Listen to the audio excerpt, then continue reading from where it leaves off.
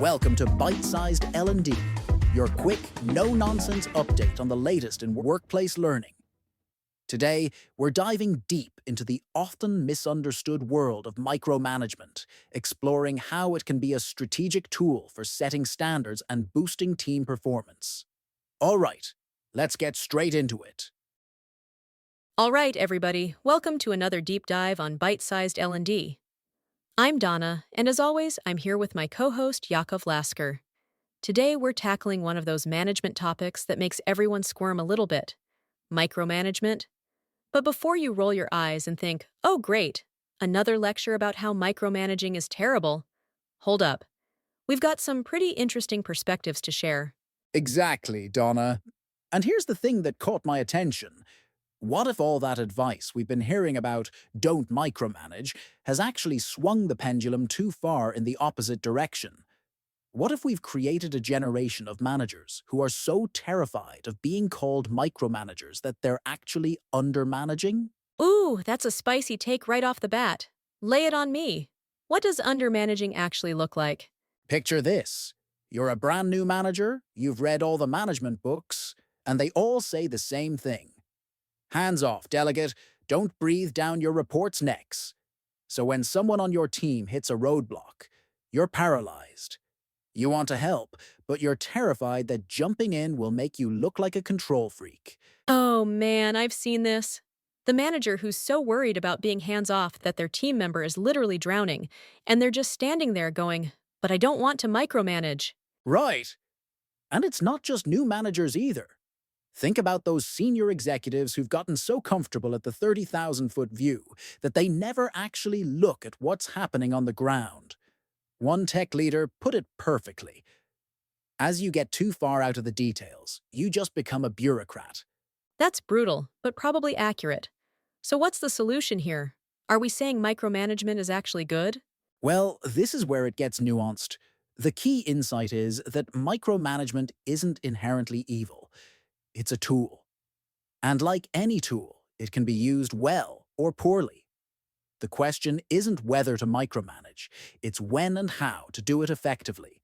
Okay, so when is micromanagement actually the right move? Give me some concrete examples. One of the most powerful uses is what we might call standard setting. Instead of hovering over someone who can't do their job, you dive into the details to model the level of quality and thinking you expect. Think about a CEO who writes a blog post themselves, not because they don't trust their marketing team, but to demonstrate the caliber of work they want to see. That makes sense. It's less about I don't trust you, and more about let me show you what excellence looks like. Exactly. And here's another smart application: using your attention as a signal. When a CEO gets personally involved in a specific area, it sends a message to the entire organization about priorities. People follow executive attention like a magnet. So it's almost like strategic signaling through involvement. But how do you know when to dive deep versus when to stay at a higher level? This is where some really smart frameworks come in. One approach is to watch for data anomalies. When the numbers on your dashboard don't match what you're hearing anecdotally, that's your cue to put on your detective hat and go see for yourself. Give me an example of what that detective work looks like. Picture this scenario. Your sales numbers look good on paper, but you keep hearing complaints about deal quality. So instead of just trusting the dashboard, you start listening to actual sales call recordings. Maybe you discover that when customers bring up a specific objection, your reps aren't redirecting them to your product's key strength that would solve their problem. And then you can trace that back. If one rep doesn't know how to handle that objection, probably others don't either, which means there's a training gap, which means maybe your product marketing isn't clear enough about your value proposition. Bingo! You've just turned one sales call observation into a hypothesis about your entire go-to-market strategy. That's the power of going deep when the data tells you something's off. I love that detective mindset. But let's talk about the systems side of things. How do you maintain quality standards without becoming a bottleneck? One fascinating approach comes from companies that are obsessive about brand consistency. They create what they call red pen holders. Designated people whose job is to review anything going out to more than 100 users. But here's the key. These reviewers aren't questioning strategy. They're putting on the hat of a confused user and asking, does this make sense to someone seeing it for the first time? So you're institutionalizing that outside perspective instead of relying on one person to catch everything. Right, and they pair that with staged checkpoints. Instead of waiting until something is 99% done to review it, they do a quick strategy alignment check at 20% completion, then a more detailed execution review at 80%. That way, you can still course correct without starting from scratch. That's smart. You're building in those quality gates early enough that they're helpful rather than just frustrating. Now, what about when you're dealing with a team that's already performing well? Do you still need to stay in the details? This is where the concept of porpoising comes in, like the marine mammals that can swim at different depths. The best managers know what's happening with everything at a surface level, but they choose specific initiatives to dive deep on, usually tied to their most important metrics. So you're not trying to be deep on everything, you're being strategic about where you spend your detailed attention. Exactly, and sometimes external events force that choice. If there's an existential threat or a once-in-a-lifetime opportunity, that's when leaders need to dive immediately into the weeds and work side by side with their teams. Makes sense. But let's flip this around. What about when you need to zoom out and empower your team? How do you avoid the unproductive kind of micromanagement? Here's a powerful reframe. Treat micromanagement as a symptom, not a personality flaw. If you find yourself getting into the weeds with someone, ask yourself why. Usually, it's because trust has broken down somewhere. Oh, that's interesting. So instead of just telling yourself, stop micromanaging, you're diagnosing what caused the trust issue in the first place. Right. One leader puts it perfectly in their team user guide. I am hands-on until I trust you. Once I trust you, I'm hands-off. And if they find themselves creeping back into micromanagement mode, they treat it as an early warning signal that trust is eroding and they need to address it directly. That takes a lot of self-awareness, though. How do you catch yourself before you've already damaged the relationship? Regular feedback systems are crucial here. Instead of waiting for problems to build up, create lightweight, frequent check-ins. Some teams do monthly feedback sessions using simple frameworks like start, stop, continue. The key is making it routine so it doesn't feel like a big, scary performance review. And presumably, if you're giving feedback regularly, you're less likely to need to jump in and course correct at the last minute. Exactly. But here's another clever approach.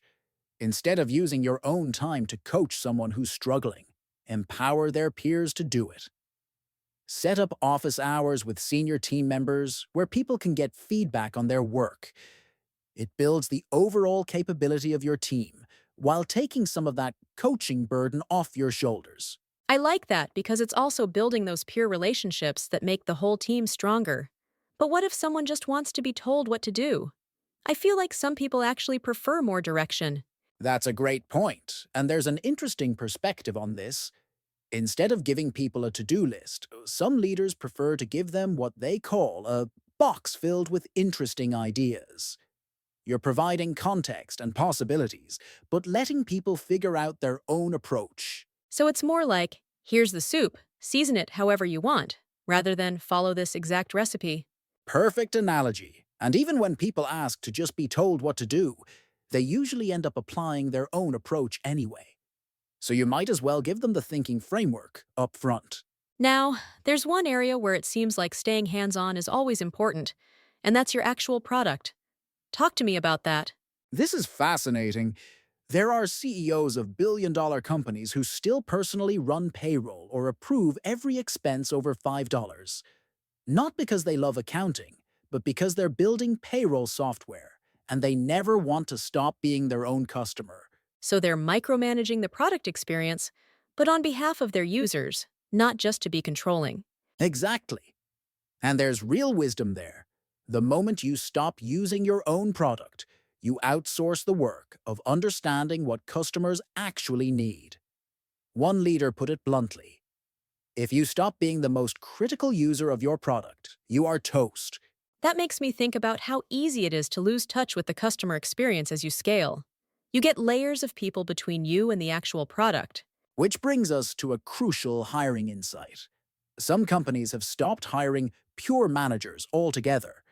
Instead, they only hire managers who can still do the work of the people they manage. If you manage engineers, you need to be able to write excellent code. If you manage marketers, you need to be an exceptional marketer yourself. So you're hiring button clickers rather than people who just find other people to click buttons for them. That's the idea. Because when things go wrong, and they will, you want managers who can jump in and help solve the problem, not just managers who can point fingers or add more process. This is all really reshaping how I think about the micromanagement spectrum. It sounds like the real skill is knowing when to zoom in and when to zoom out, rather than just defaulting to one mode. Right. And recognizing that both modes serve important purposes. The hands-on approach helps you maintain quality standards, understand your customers, and model excellence. The hands-off approach gives your team autonomy, builds their capabilities, and frees you up to work on bigger picture challenges. So maybe the question isn't, am I micromanaging too much? But rather, am I micromanaging the right things for the right reasons?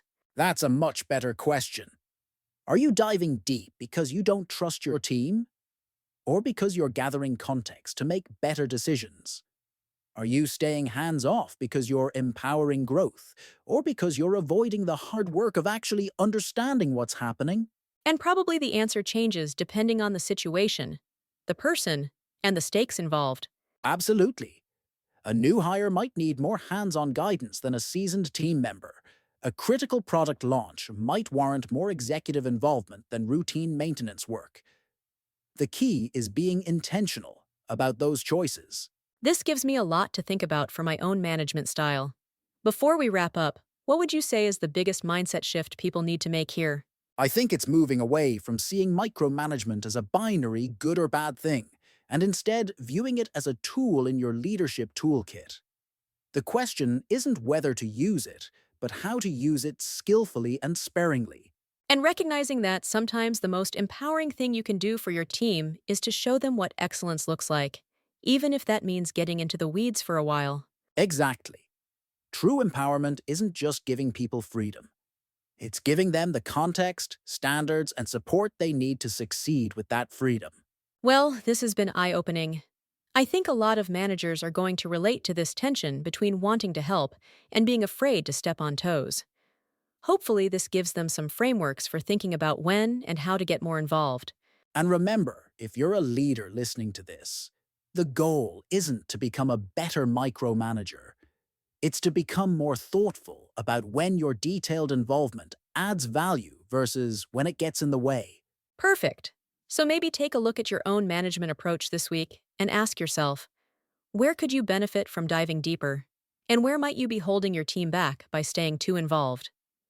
Thanks for tuning in to Byte-sized L&D. Until next time, keep learning. See you next time, everyone.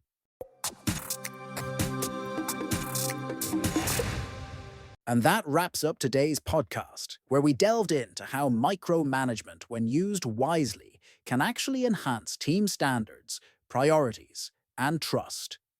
Don't forget to like, subscribe, and share this episode with your friends and colleagues so they can also stay updated on the latest news and gain powerful insights. Stay tuned for more updates.